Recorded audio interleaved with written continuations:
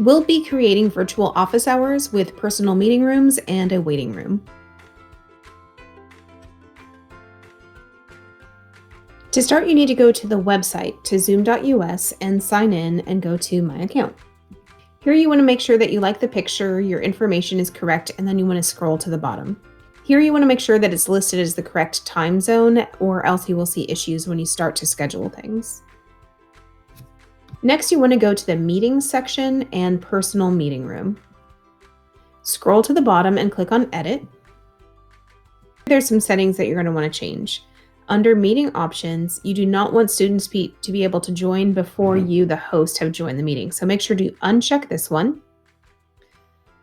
I do like to mute participants on entry, and then they can unmute themselves when they're ready to talk.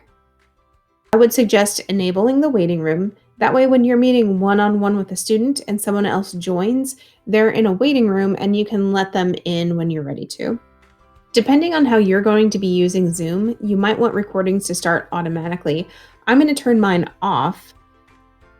This is going to be better if you're meeting one-on-one with students often, but if you're mostly using this to record lessons, you might want to have that automatically recorded so that you can save them for later use. But when you're in a meeting, you can always turn on recording. Don't forget to hit save. So now I'm ready to share my meeting.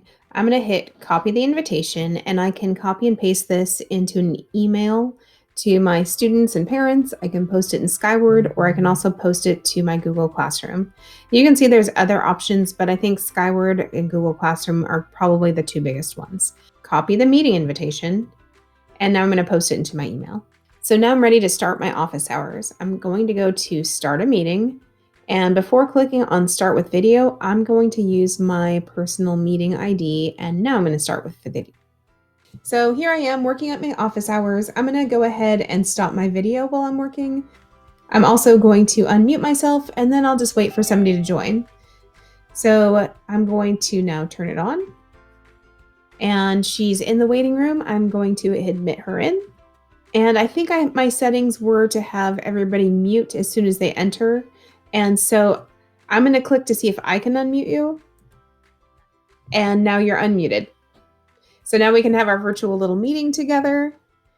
And that waiting room piece worked really well. All right. Thank you so much. You too. And when you're ready to end, you can just go ahead and click End Meeting. And I'm going to end meeting for all. I'm not just leaving, but I'm ending it for anybody that was in there.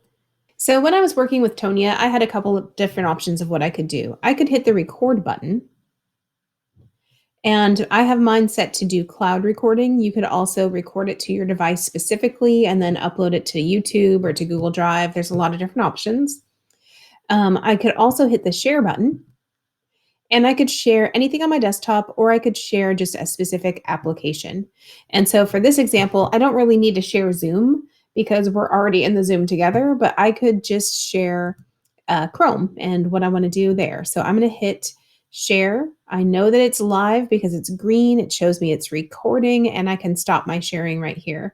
So maybe here I want to show how to use Book Creator. It's free. You can use it with your students. You can have 40 books in one library, and I can show how to create a new book. Choose a shape and show the different types of things that you can add to a page. So I could do a lesson this way. I'm recording it so I can share it with students later. And when I'm done sharing, I'm going to click Stop Share. When I'm done recording, I can hit Stop Recording. And because I'm doing the cloud share, I'm going to get an email when it's done saving.